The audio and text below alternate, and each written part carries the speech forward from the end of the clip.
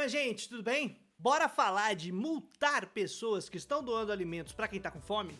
Isso não era tema até o vereador Rubinho Nunes enviar um texto como projeto de lei que foi aprovado pela Câmara e seria então avançado para a fase de votações em que multaria pessoas físicas, ONGs, entidades religiosas que estivessem doando alimento para pessoas em situação de rua sem a regulamentação adequada. Obviamente que essa ideia genial pegou muito mal, afinal, tanto para um crente, um cristão como eu, que sabe, do ponto de vista de Jesus, devemos dar comida para quem está com fome, do ponto de vista da caridade, do cuidado social e da defesa dos direitos humanos, até o ser humano com o coração mais duro e peludo percebe que isso não faz sentido algum, é uma violência, uma estupidez, está impedindo alguém necessitado de receber ajuda. O quadro fica um pouquinho pior quando a gente lembra que o Rubinho Nunes foi o camarada que puxou a tal da CPI contra o padre Júlio Lancelotti.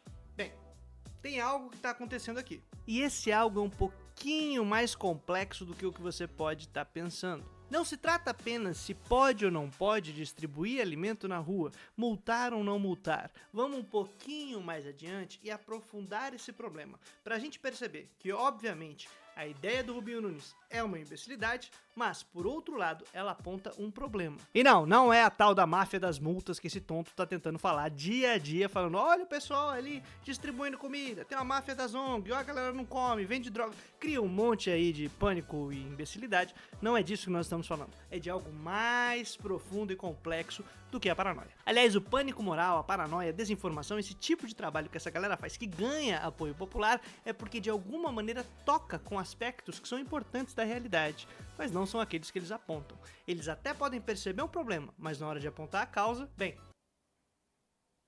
O que acontece é que se o nosso interesse do ponto de vista da assistência social é atender uma pessoa em sua integralidade, ou seja, queremos não só dar uma comida para essa pessoa, queremos poder auxiliá-la em sua promoção de autonomia, recuperação da dignidade, inserção na dinâmica da reprodução social, bem, não pode ser só a doação da comida.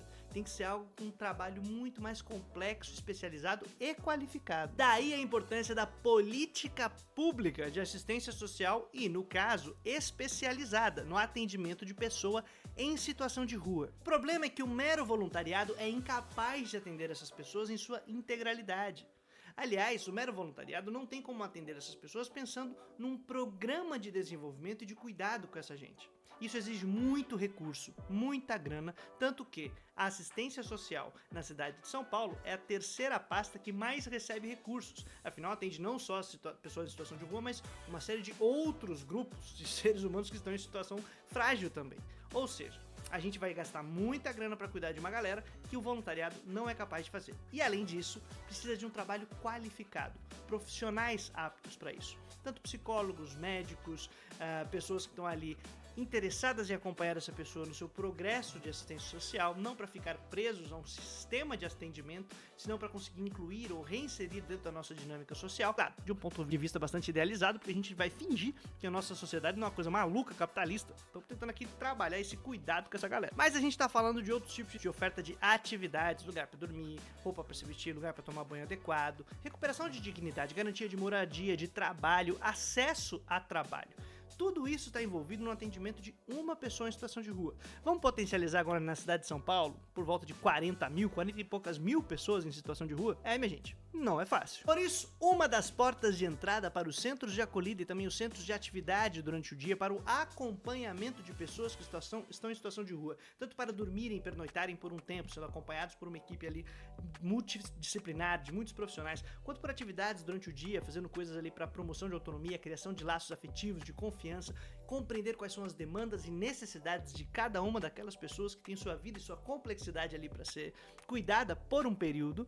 Uma das portas de entrada é a comida. É uma das maneiras de você ter ali uma pessoa próxima e você poder conversar, ter o assistente social, ter a pessoa ali, o psicólogo, o psicopedagogo, ter um atendimento médico, um encaminhamento para atendimento médico especializado, para o atendimento psicológico, para a galera que é encaminhada para CAPS. Tem muitas possibilidades, atividades e maneiras de atuar, e a comida é uma das portas de entrada. Por isso, às vezes, se dificulta, tenta falar, gente, vamos tentar organizar a distribuição de comida, o que não significa criminalizar ou multar a distribuição de comida, que é outro papo. Sei disso pelo aprendizado que eu tive atuando na Secretaria de Assistência e Desenvolvimento Social aqui da cidade de São Paulo, especialmente com pessoas em situação de rua, o que me fez perceber que sem atuação efetiva do poder público, destinando recursos, organizando bons equipamentos, ampliando rede, tendo mais profissionais mobilizados para o atendimento desse grupo específico de população em situação de rua, que para nós que somos religiosos, são nossos irmãos, nossas irmãs, que precisam de apoio, se não tem o poder político, se não tem Estado planejando, atuando, política pública não se resolve. Voluntariado não vai dar conta, ou seja, as minhas atuações pontuais, individuais, multar as pessoas também não vai resolver em absolutamente nada, e a gente não pode cair em duas armadilhas. Uma, desse lado aqui, os magnata da especulação imobiliária que simplesmente querem, entre aspas, sumir com as pessoas que estão ali em situação de rua no centro da cidade para poder fazer uma grana. E como eles vão sumir? Bom, eles tentam de várias maneiras. E nem do outro lado, vamos dizer assim, das entidades religiosas que se beneficiam da pobreza. E isso existe. E agora eu estou falando especificamente com você, crente da igreja, que tem como interesse também poder fazer atividades pontuais e não esse planejamento. Qual é o nosso papel enquanto religiosos e religiosas? Se a gente quer cumprir com a necessidade de atender e garantir alimento para as pessoas que estão em situação de rua, e não só alimento, senão recuperação da dignidade, de sua humanidade, de sua inserção na nossa comunidade propriamente dito, bom, a gente não pode fazer sozinho, não é individual. Para cumprir com este mandamento, numa sociedade complexa, com alta divisão social do trabalho, com esse grau de exploração, de exclusão e de miserabilidade que nós temos no capitalismo brasileiro, tem que ser por meio do Estado, por meio de política pública. Então bota a mãozinha na consciência, não cai na gargantada de liberal, de conservador, que está em defesa de interesse privado, e não cai na gargantada de igreja, que só quer se aproveitar das nossas necessidades para também reproduzir determinadas dinâmicas de dependência desta igreja e não promoção de autonomia, dignidade em torno de uma política pensada a partir do interesse público. Um instrumento que nós temos acesso e podemos agir de alguma maneira por vias políticas diretamente é o Estado. Não é uma empresa, não é uma igreja, não é uma ONG, não é uma parada dessa, é o Estado. Como o Estado vai planejar a partir dos interesses da população. Por isso temos sim que proteger o Estado, exigir que haja ampliação de recursos como investimento em saúde, educação e assistência social, especialmente garantir moradia para as pessoas que estão sem teto e, claro, todo cuidado de atendimento para aqueles que estão em situação extrema de vulnerabilidade, o que o voluntariado por si só, pessoas atuando sem se conversar, sem se planejar, sem ter um poder que faça as mediações, seria impossível.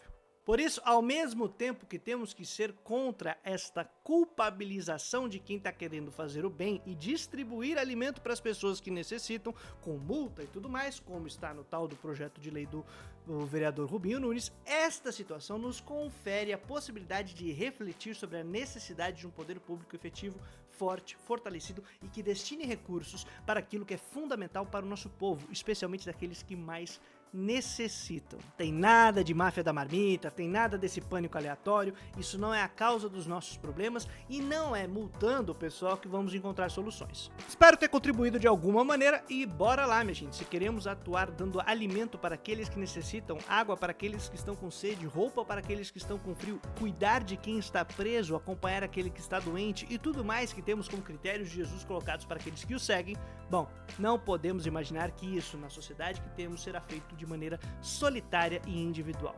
É organização coletiva. Então, crente, organize-se.